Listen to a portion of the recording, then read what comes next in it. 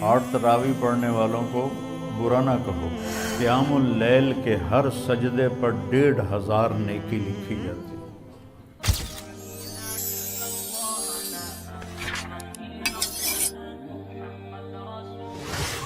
پھر رمضان میں اللہ نے ہمیں قیام اللیل دیا۔ تراویح کا لفظ نیا ہے، یعنی یہ میرے نبی کے زمانے میں یا صحابہ کے زمانے میں یا تابعین کے زمانے میں تراویح کا لفظ نہیں تھا، یہ بعد میں ایجاد ہوا ہے۔ اس دور میں قیام اللیل تھا، اور یہ تراویح کا لفظ بنا کہ بعد کے دور میں اہل مکہ 4 رکعت پڑھتے تھے اور پھر ایک طواف کرتے تھے۔ اس کو ترویحہ کہتے ہیں، تھوڑے آرام کرنا، راحت سے ہے نا، اس کا اصل جو مصدر ہے وہ راحت ہے۔ تو 4 رکعت پڑھ کے طواف کرتے تھے، تازہ دم ہو جاتے تھے، پھر 4 رکعت پڑھتے تھے، پھر طواف کرتے تھے، پھر 4 رکعت پڑھتے تھے، پھر طواف کرتے تھے، پھر 4 رکعت پڑھتے تھے، پھر طواف کرتے تھے، پھر 4 رکعت پڑھتے تھے، پھر طواف کرتے تھے۔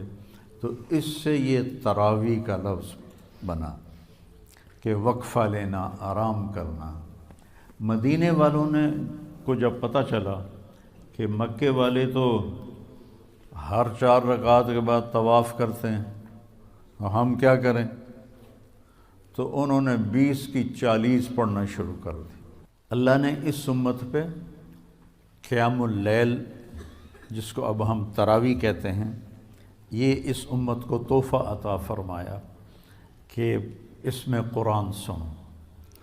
اور پہلی کتابیں امت کو یاد نہیں ہوتی تھی، صرف نبی کو یاد ہوتی تھی، باقی کوئی کتاب کو یاد نہیں کر سکتا تھا، لہذا ان کی نماز تسبیح ہوتی تھی، تسبیح، تحلیل، تکبیر۔ تو ہمیں تو اللہ قرآن دیتا ہے، اگر قرآن کی سمجھ ہو تو کتنے کبھی جنت کے نظارے، کبھی دنیا کی بے ثباتی، کبھی ایمانی صفات، کبھی اخلاق، کبھی سخاوت، کبھی جہنم، کبھی توحید، کبھی رسالت، کبھی آخرت، کبھی دنیا کی حقارت، کبھی آپس کے معاملات، کبھی میاں بیوی کا تعلق، باپ اولاد کا تعلق، بھائی بھائی کا تعلق، تجارت کے مسئلے، زراعت کے مسئلے، حکومت کے مسئلے۔ قرآن تو ایک غنچہ نہیں ہے، ایک گلستان ہے جس میں پھول ہی پھول کھلے ہوئے ہیں۔ ابو ریحانہ رضی اللہ تعالیٰ عنہ جہاد کے سفر میں تھے، واپس آئے تو بیوی سے کہنے لگے 2 نفل پڑھ لوں؟ آخر ان کو بھی تو شوق ہے کہ میں بیوی سے خلوت میں ہوں، 2 نفل پڑھ لوں؟ کہنے کہ ہاں پڑھ لو۔ انہوں نے کہا انا اطعنا پڑھے گا؟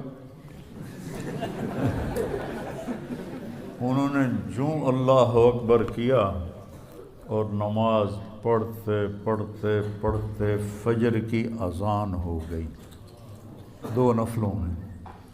جب ان اذان سن کے سلام پھیرا تو ان کی بیگم نے کہا ابا ریحانہ تعبت و اتعبتنی، خود بھی تھکے ہو، مجھے بھی تھکایا ہے،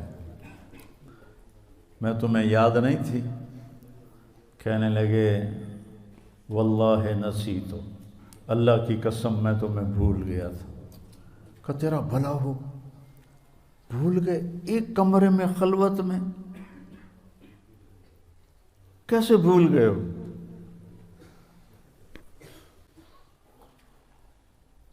کہنے لگے جب میں نے قرآن شروع کیا نا تو میرے سامنے جنت جہنم کے نظارے ایسے آئے کہ مجھے یاد ہی نہیں رہا کہ میں کہاں کھڑا ہوں،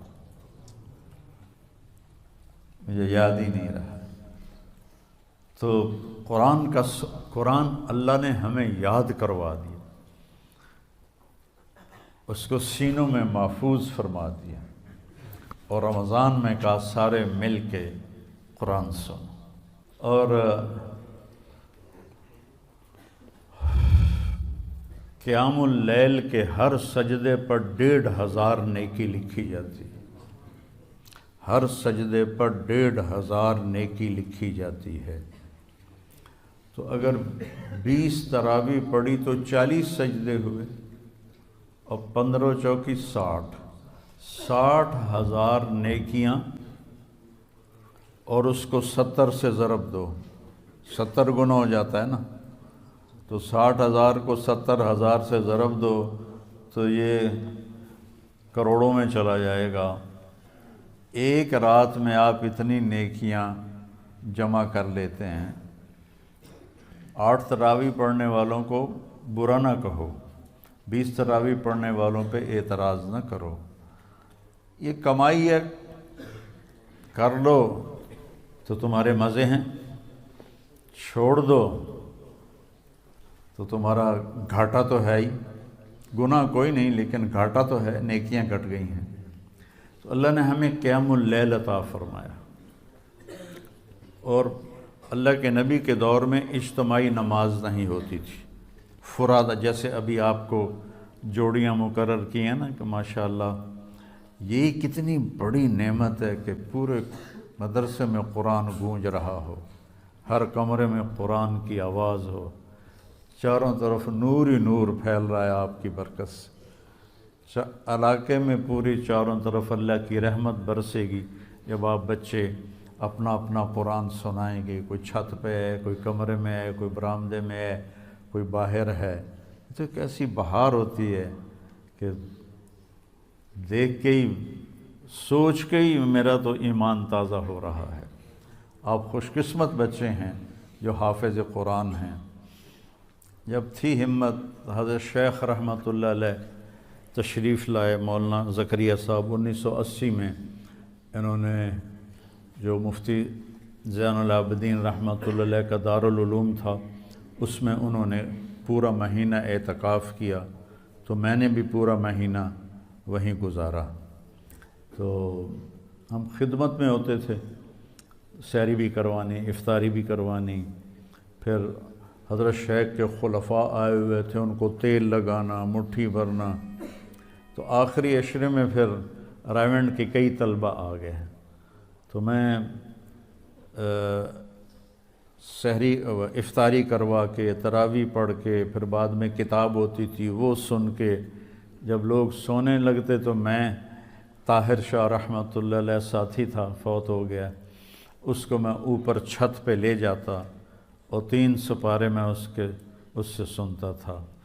تو میں نے 2 قرآن ختم کیے، ایک تراویح میں اور ایک 10 دن میں جو آخری عشرہ ہے، روزانہ 3 پارے، اور تہجد کی 8 رکعات میں 3 پارے میں اس سے سنتا تھا۔